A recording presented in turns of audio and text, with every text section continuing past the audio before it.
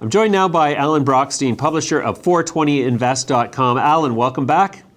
Hey, it's good to be here, James. Alan, earnings seasons in the cannabis space is amongst us. We've seen reports from Cronos Group. Curaleaf, I believe, is reporting this week. Whose reports have you read, and which ones do you like versus which ones don't you like?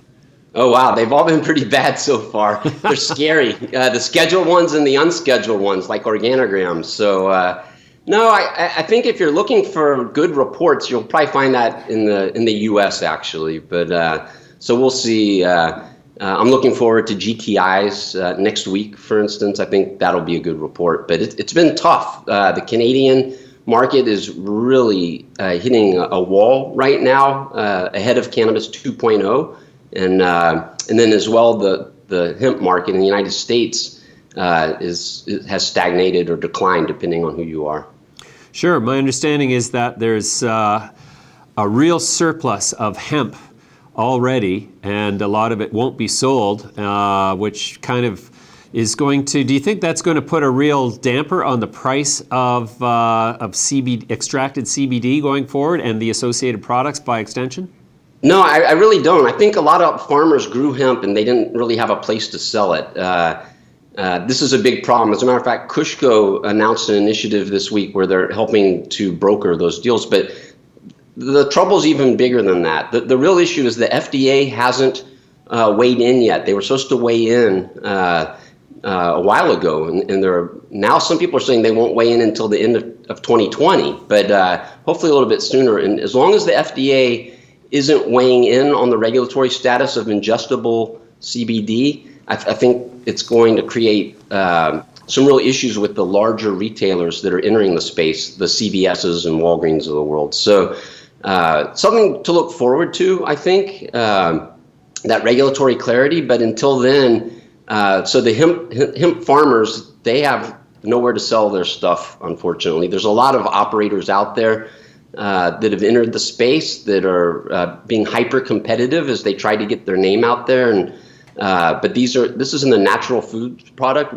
the Whole Foods of the world, but not necessarily Whole Foods, but some smaller stores, gas stations also, things like that. But really what's going to move the market is when CVS can sell ingestibles.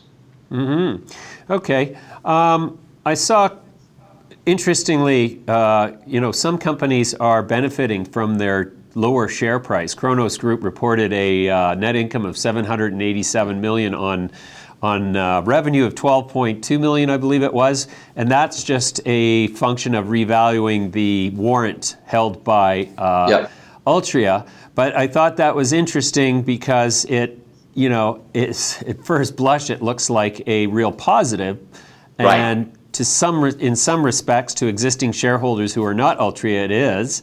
But where else are the bright spots among the earnings? Even Charlotte's Web reported a decrease in earnings this quarter. Right. So, I mean, this is a good point and why people need to be careful about net income. I called out Afria's report 2 quarters ago for the same reason, that there was a derivative liability that caused their quote unquote earnings. And interestingly, on the Tilray call yesterday, they discussed, they still haven't done their filing, so it's not easy to check this, but they discussed that they're not making earnout payments on their acquisition of 2 acquisitions that they made. One was a greenhouse in Leamington, speaking of Leamington greenhouses, and the other was the acquisition of Manitoba Harvest. So they benefit because they kind of paid too much for their acquisitions, and so they get to take that money back, and it counts as net income. So, Tilray's gross margins picked up a little bit, which was good to see. But earnings is few and far between. Like I said, stay tuned for GTI next week. I think that's going to be a good one, James. But so far, earnings hasn't been the story, that's for sure. That's right. That's right. So we've sort of adopted a position that, the companies that are at least making enough money to drive continued operations and don't need to go to the capital markets, those are the ones that might survive, and the ones that need to rely on capital funding are very likely to not survive. Do you sort of concur with that assessment? Yeah, I think you're being probably a little bit too extreme.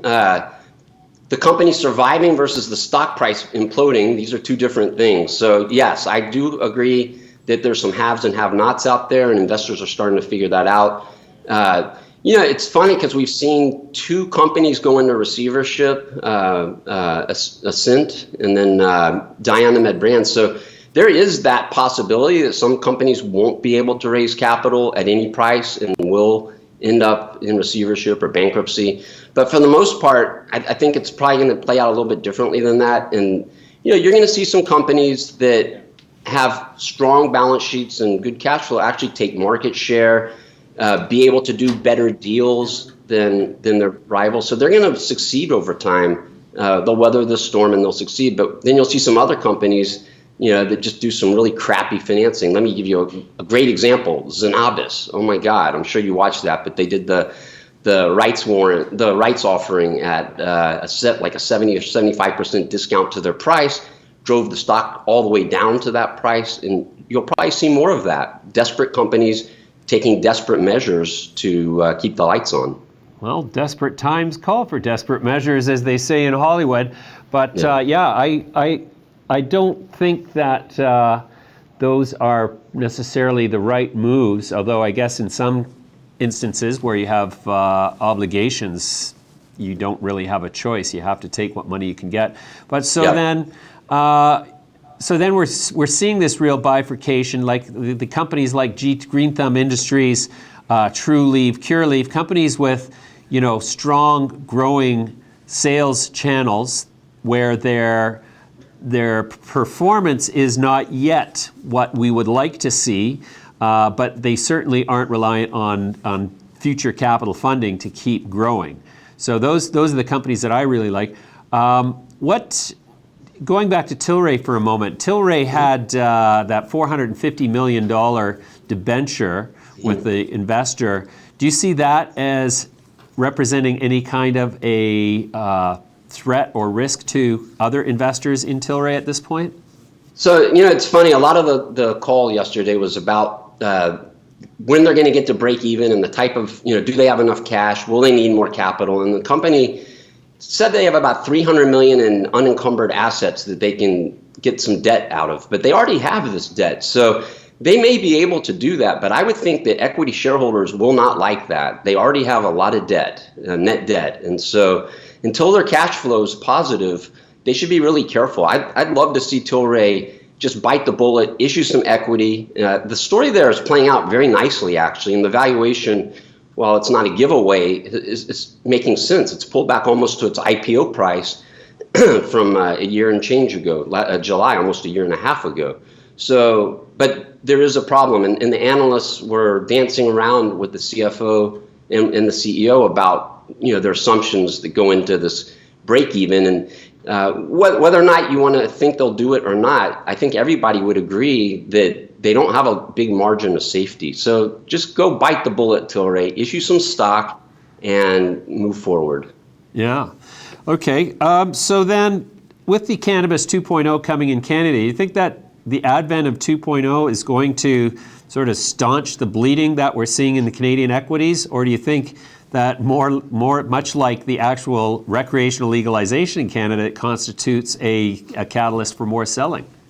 Yeah, I sure would like to think it's going to be good. We've all been looking forward to it, but we're also used to looking forward to things and being disappointed. So more important is getting more stores open in Ontario. But 2.0 will be interesting. I think this has been one of the big deficiencies of Canadian legalization, that if they want to compete with the black market, they have to offer people what they want. And there's a lot of reasons why they're not. But one of them is they're not allowed to offer edibles. And so, in typical Canadian regulatory fashion, the edibles are package capped at 10 milligrams, which is insane. And so it's going to make these things expensive.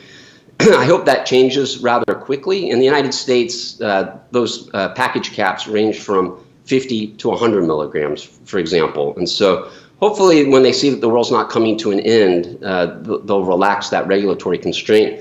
I think positively, there are a lot of people out there that don't mind buying for novelty, 2 5 milligram edibles in a 10 milligram package. And so I would suspect that vape pens will be extremely popular despite the concern about vaping right now. and then the edibles. And we could have a whole discussion about beverages. I look forward. These companies say they have these great beverages. United States, no market's ever seen any sort of interest in beverages that's anything but trivial. So that's not a category I'm super excited about, but vape pens for sure, and edibles even with those limits on them. Yeah. Yeah, gummies and brownies for sure. I'm with you on the beverages. Personally, I've actually sampled some cannabis products, actually quite a number of them. And, I'm not really a recreational cannabis user anymore.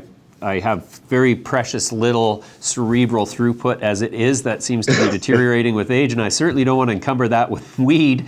But even as an effusive recreational user in my youth, the idea of drinking cannabis doesn't make a lot of sense because the cannabis thing is it was a social something to smoke and share, and it's part of the drinking culture, but you don't want to do them together because they're two separate things. So I think a lot of the expectation around that is going to result in disappointment as well. So I'm with you there. And the vapes, yeah, I think that the vapes are going to do just fine. So then if you were going to pick one company right now to turn around at the end of tax loss selling season in December, call it, which company would you suspect to be the most investment worthy, if you don't mind putting your name on that? Oh, wow. So, I've probably made this mistake before. Generally, I don't like to do this anyway. It's something I share all the time with 420 Investor subscribers. And I think probably if you asked me that a few months ago, I would have stupidly said CanTrust or something like that. So I'm pretty reluctant to say this is my one pick. But I will say, I think Organigram has really proven itself to be one of the best executors with a very simple model, and the stock's been imploded now, basically beating it back like everything else. And so we haven't seen the report that will come out at the end of the month to find out more detail than just the disappointment in the revenue this quarter. But I'd say there's history in Organigram being beaten up and coming back to life. That's true. All right, Alan, well, your input is very much appreciated as per usual, and I look forward to speaking with you again soon. Thanks for joining me today. All right, take care, James.